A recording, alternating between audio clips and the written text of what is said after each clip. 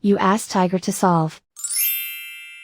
This deals with linear equations with one unknown.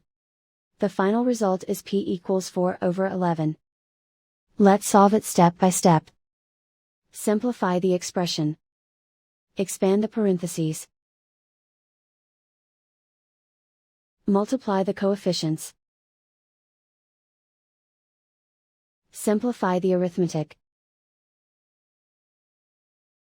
Expand the parentheses. Simplify the arithmetic. Group all constants on the right side of the equation. Subtract 8 from both sides.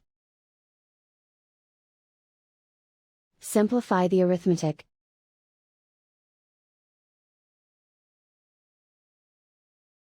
Isolate the p. Divide both sides by -22. Cancel out the negatives. Simplify the fraction. Cancel out the negatives. Find the greatest common factor of the numerator and denominator.